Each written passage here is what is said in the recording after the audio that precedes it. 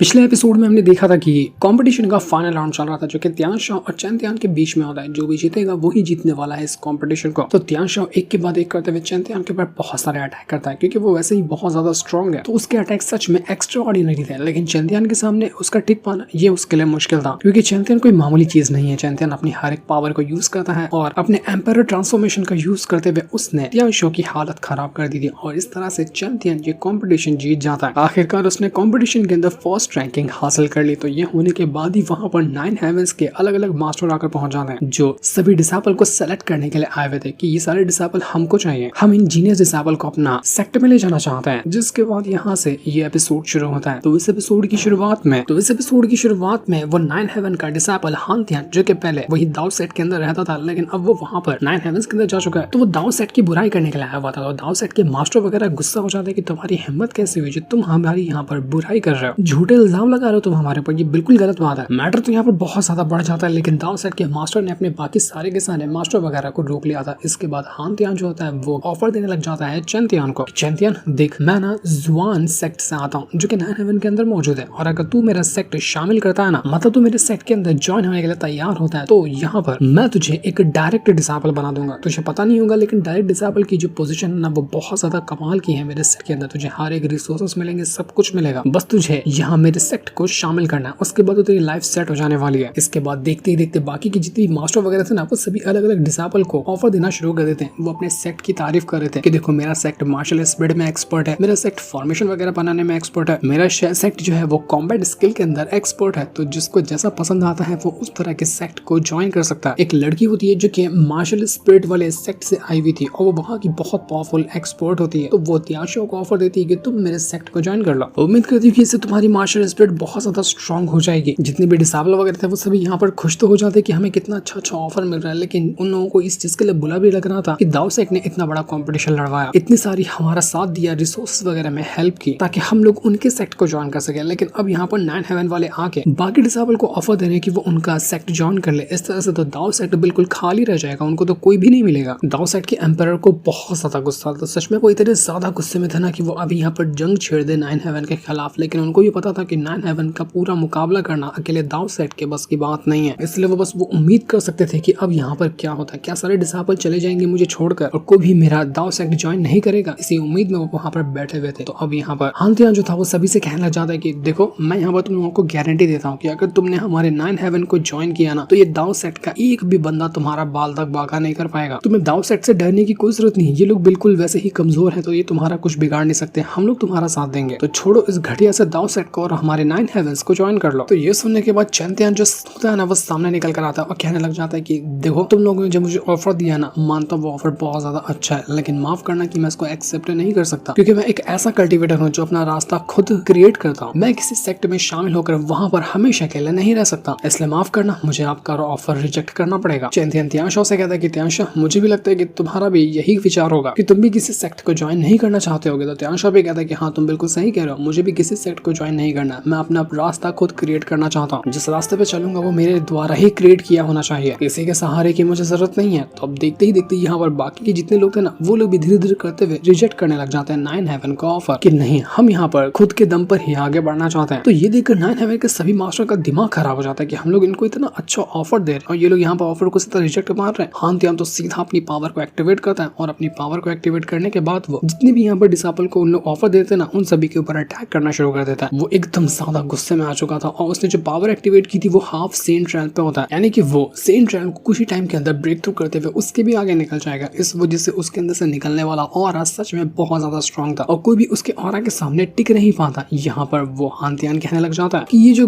गरीब होते हैं ना अपनी आदत से ही गरीब होते हैं, इनको इतना अच्छा ऑफर दिया मैंने कि इतने पावरफुल सेक्ट को ज्वाइन करने का मौका मिल रहा है इन लोगों को, लेकिन इन लोगों ने ठुकरा दिया। दिमाग तो नहीं खराब हो गया ना इन लोगों का, लोग मरते हैं 9 हेवंस के अंदर जाने के लिए और ये लोग 9 हेवंस का ऑफर ठुकरा रहे हैं। अब मैं यहाँ पर तुम लोगों को दिखाता हूँ कि तुम जैसे कल्टीवेटर और 9 हेवन का जो कल्टीवेटर है उसके अंदर कितना फर्क होता है। आज तुम यहाँ पर 9 हेवन के एक स्ट्रॉन्ग कल्टीवेटर की पावर को महसूस करने वाले हो। वो हान त्यान की पावर सच में बहुत ज्यादा कमाल की थी और सबसे ज्यादा प्रेशर तो वो चेन त्यान के ऊपर ही लगा रहा था क्योंकि चेन त्यान ने सबसे पहले रिजेक्ट मारा था ना, और उसका देखा देखी बाकी लोगों ने भी 9 हेवन को ऑफर रिजेक्ट कर दिया। तो वो हान त्यान चेन त्यान से बहुत ज्यादा गुस्से में होता है। चेन त्यान के साथ साथ जितने भी डिसाइपल वगैरह थे ना उन सभी की हालत खराब हो जाती है। वो ऑरा का प्रेशर सच में बहुत ज्यादा स्ट्रॉन्ग था।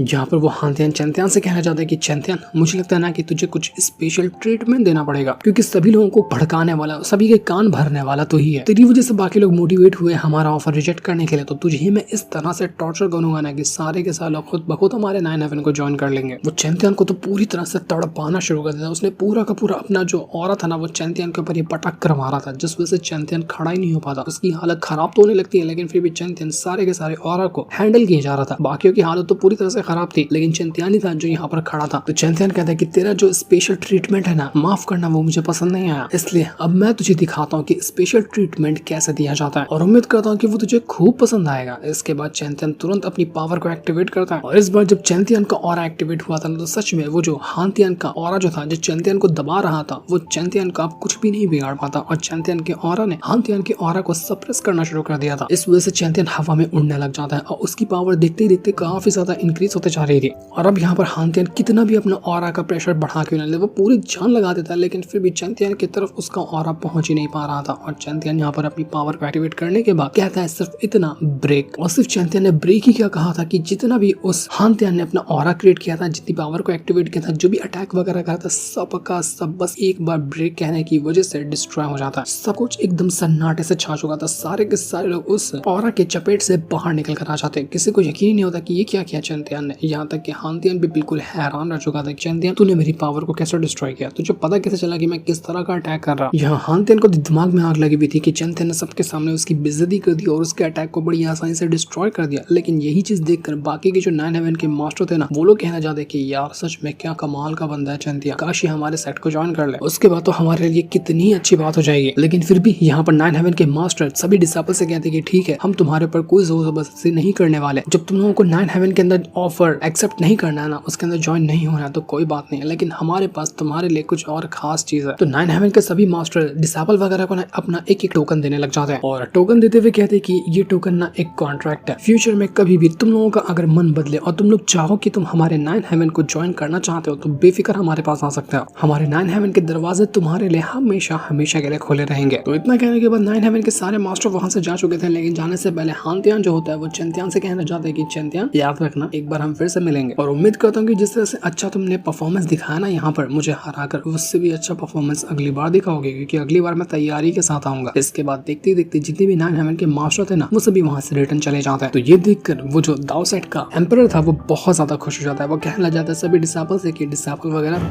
आज जो तुमने यहाँ पर 9/11 का ऑफर रिजेक्ट किया है ना, मैं तुम लोगों को कभी भी इस पर रिग्रेट महसूस होने नहीं दूंगा। मैं तुम लोगों के लिए हर वो चीज करूंगा जिसकी तुम ख्वाहिश कर सकते हो। मैंने तुम सभी के लिए एक बहुत ही बढ़िया पार्टी का बंदोबस्त किया है। पार्टी भी करोगे तुम लोग, और मेरा एक सुप्रीम मास्टर भी है, वो तुम सभी को अच्छे से गाइड वगैरह भी करेगा। बाकी सब चीज के लिए तो ये है, लेकिन मेरे जो 4 खास बंदे हैं, यानी कि चैंतियान, तियानशाओ, दानतियान और ल्यूशी, तुम चारों मेरे साथ आओ। तुम लोगों के लिए मेरे पास कुछ खास चीज है। इसके बाद वो चारों को अपने महल के अंदर लेकर आता है, और यहाँ पर आने के बाद ल्यूशी जो था वो पूछने लग जाता है एम्परर से कि मुझे नहीं लगता कि 9/11 वाले ना यहाँ पर खाली डिसाइपल को सेलेक्ट करने के लिए आते हैं। उनको डिसाइपल नहीं चाहिए थे, बल्कि कुछ और भी उनका आने का मकसद था। तो यहाँ पर एम्परर कहना चाहता है कि हाँ, तुम बिल्कुल सही कह रहे हो, क्योंकि वो लोग यहाँ पर आए थे ना सेंट्रल हेवन डोमेन के जीनियस जो है, उनकी पावर को, उनके स्ट्रेंथ को टेस्ट करने के लिए। क्योंकि हम जहाँ पर रहते हैं, इस पूरे के पूरे इलाके को सेंट्रल हेवन डोमेन कहा जाता है, और वो वहाँ पर जितने लोग रहते हैं ना, जो 9/11 है, वो 9/11 एक अलग जगह है। तो 9/11 वाले ये देखना चाह रहे थे कि सेंट्रल हेवन डोमेन के जो कल्टिवेटर वगैरह है वो कितने ज्यादा स्ट्रॉन्ग हो सकते हैं, क्योंकि उनको भी जाना है ना वो सीक्रेट रेल्म के अंदर। तो उनको ये देखना था कि कहीं कोई ऐसा तो नहीं है सेंट्रल हेवन डोमेन के अंदर जो उनका काम बिगाड़ दे सीक्रेट रेल्म के अंदर। तो चैंतियान कहना चाहता है कि मैं जब से सुन रहा हूँ सीक्रेट रेल्म, लेकिन उसके अंदर ऐसा है क्या ऐसी चीज है जिसके पीछे दाओ सेट इतना पड़ा हुआ है कि उसको वो सीक्रेट रेल्म के अंदर से वो खास चीज चाहिए। तो यहाँ पर एम्परर कहता है कि ठीक है, मैं तुम्हें बताऊंगा, लेकिन उसके पहले मैं तुम्हें कुछ और खास चीज दिखाना चाहता हूँ। वो तुरंत यहाँ पर एक मैप को बाहर निकालता है, और ये मैप था पूरे के पूरे इस कॉन्टिनेंट का, जिसका नाम है लिंगवू कॉन्टिनेंट, यानी कि इंग्लिश में मार्शल कॉन्टिनेंट, और इसी के ऊपर तो ये सीरीज बनी हुई है। तो इस पूरे मैप के अंदर सेंट्रल डोमेन, 9/11 और जितनी भी अलग अलग तरह के डोमेन वगैरह ना, सब चीज का यहाँ पर बना होता है मैप, और इन सबको मिलाकर बनता है लिंगवू कॉन्टिनेंट। एम्परर कहते हैं कि जहाँ पर हम रह रहे हैं ना, वो इस पूरे के पूरे मैप का सिर्फ 1% हिस्सा भी नहीं है, और अगर 9/11 से हम कंपेयर करें तो हम तो उससे भी ज्यादा बहुत छोटे हैं। यही वजह है कि अगर हमें यहाँ पर स्ट्रॉन्ग बनना होता है ना, तो हमें अपने इस कॉन्टिनेंट को छोड़कर, यानी कि जिस डोमेन में हम रह रहे हैं उसको छोड़कर आगे बढ़ना पड़ता है। हमारा ये जो सेंट्रल हेवन डोमेन है ना, यहाँ पर है तो बहुत सारे अच्छे सेक्टर, लेकिन पिछले 1000 साल के अंदर ऐसा कोई भी कल्टिवेटर नहीं आया जो कि अपना डिवाइन रेल्म ब्रेक थ्रू किया। हमने बहुत कोशिश की, हमने हर डिसाइपल को ट्रेनिंग दी, लेकिन कोई भी ऐसा इंसान नहीं है जिसने डिवाइन रेल्म ब्रेक थ्रू किया, जबकि 9 हेवन के अंदर कई सारे ऐसे कल्टिवेटर हैं जिन्होंने अपना डिवाइन रेल्म ब्रेक थ्रू किया, क्योंकि डिवाइन रेल्म ब्रेक थ्रू करने के लिए बहुत ज्यादा हाई अमाउंट में डिवाइन एसेंस चाहिए होता है। वही डिवाइन एसेंस कल्टिवेटर को हेल्प करता है अपना डिवाइन रेल्म ब्रेक थ्रू करने में। तो अगर किसी बंदे को डिवाइन एसेंस चाहिए ना, तो उसका सिर्फ और सिर्फ एक ही पता है, वो है सीक्रेट रेल्म।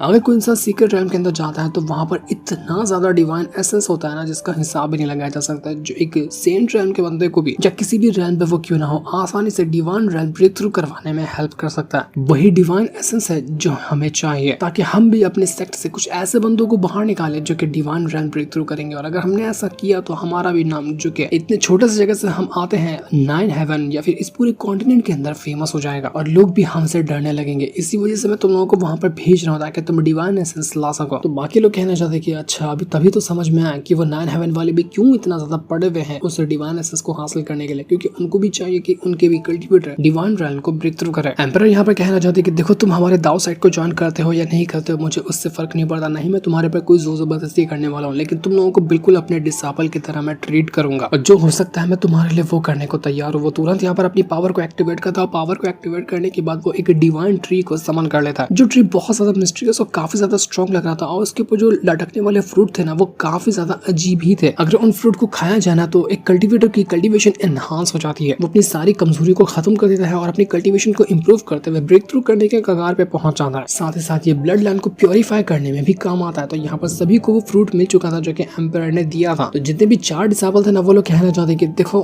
हमें यहाँ पर ऐसा कोई इरादा तो नहीं कि हम दाव सेट को ज्वाइन करेंगे, लेकिन हाँ इस बात की तो गारंटी देते हैं कि अगर आप हमें सीक्रेट रेल्म के अंदर जाने के लिए भेजते हो ना, तो हम डिवाइन एसेंस लाने की कोशिश करेंगे, पूरी जान लगा देंगे डिवाइन एसेंस हासिल करने के लिए, क्योंकि हमें पता है कि वो 9 हेवन वाले हमसे नफरत करना शुरू कर चुके हैं। वो कभी भी अगर हमारे पर अटैक कर सकते हैं, तो उसके लिए हमें पहले से तैयार होना पड़ेगा। एम्परर भी खुश की क्या बात है, मैं यही तो तुमसे चाहता था और तुम लोग यहाँ पर ये काम करने के लिए तैयार हो गए। मेरे पास तुम लोगों के लिए और भी बहुत सारी चीजें हैं। तो वो यहाँ पर और भी कई सारे गिफ्ट वगैरह निकालते हैं और डिसाइपल वगैरह को देने लग गए थे, क्योंकि उन लोगों ने कॉम्पिटिशन में भी अच्छा परफॉर्मेंस दिखाया था ना, तो कॉम्पिटिशन वाला गिफ्ट इनको मिल जाता है। एम्परर कहते हैं कि तैयारी अपनी शुरू कर दो, क्योंकि कभी भी हमें टाइम मिल सकता है सीक्रेट रेल्म के अंदर जाने का, क्योंकि सीक्रेट रेल्म का पोर्टल 3 महीने बाद खुलेगा। तो इन 3 महीने में जितना तुम अपने आप को स्ट्रांग बना सकते हो, उतना तुम्हारे लिए फायदेमंद साबित होगा। मैं एम्परर होने के नाते तुम सभी का यहाँ पर शुक्रिया करना चाहता हूँ कि तुम हमारी बातों को समझे और तुमने हमारा ऑफर एक्सेप्ट किया सीक्रेट रेल्म के अंदर जाकर हमारे लिए वो डिवाइन एसेंस लाने का। तो इसके लिए तहे दिल से मैं तुम सभी का, तुम चारों के चारों का शुक्रिया करना चाहता हूँ। तो अब जैसे ही सभी डिसाइपल वगैरह वहां से जाते हैं ना, एक दूसरा मास्टर होता है जो कि दाव सेट के एम्परर से कहने लग गया था कि अगर 9 हेवन बीच में टांग नहीं घुसाता तो हम तो यहाँ पर चेंतियान और बाकी सारे जो 4 डिसाइपल है ना उसके टॉप वाले, तो उन सभी को हम अपने दाव सेट के अंदर शामिल कर लिए होते, इतना बड़ा बखेड़ा यहाँ पर खड़ा नहीं होता। तो एम्परर कहना चाहता है कि उसकी फिक्र करने की कोई जरूरत नहीं है। जो मैंने उनको फ्रूट दिया ना अपने खास स्पिरिचुअल ट्री के अंदर से, एक बार वो उस फ्रूट को खा जाए, उसके बाद वो कुछ भी क्यों ना कर ले, वो कभी भी मेरा दाव सेट छोड़कर जा ही नहीं सकते, ना ही वो कभी दाव सेट के खिलाफ गद्दारी कर सकते हैं। लगता है कि एम्परर ने फ्रूट के अंदर कुछ ना कुछ मसाला डाल के रखा हुआ था, लेकिन वो मसाला है क्या वो तो हमें आगे ही पता चलेगा। तो दूसरा मास्टर कहना चाहता है कि देखो उनमें से चारों के चारों है ना, वो काफी ज्यादा टैलेंटेड है। कहीं उस फ्रूट को खाने से पहले उन्होंने उस फ्रूट के ओरिजिन को समझ लिया, तो अगर उनको शक हो गया ना कि हमने इस तरह का फ्रूट उनको दिया है, तो वो हमारी बात कभी नहीं मानेंगे और सीक्रेट रेल्म में भी नहीं जाएंगे। तो यहाँ पर एम्परर कहना चाहता है कि उसकी फिक्र करने की कोई जरूरत नहीं है। मुझे पता है कि उनमें से कोई भी उस फ्रूट के ओरिजिन के बारे में नहीं जान पाएगा, और अगर जान भी लेता है तो उसके बाद मैं मैटर अपने हाथों में लेने के लिए तैयार हूँ। मैं तुम सभी को वार्निंग देता हूँ कि कोई भी गलती से भी उनको उस फ्रूट के ओरिजिन के बारे में मत बताना। लगता है कि यहाँ पर इंट्स ने कुछ ना कुछ तो घोटाला किया, लेकिन वो घोटाला क्या है वो आगे ही हमें पता चलेगा, जिससे इनको दिखाते साथ ही ये वाला एपिसोड यहीं पर एंड हो जाता है। Thanks for watching.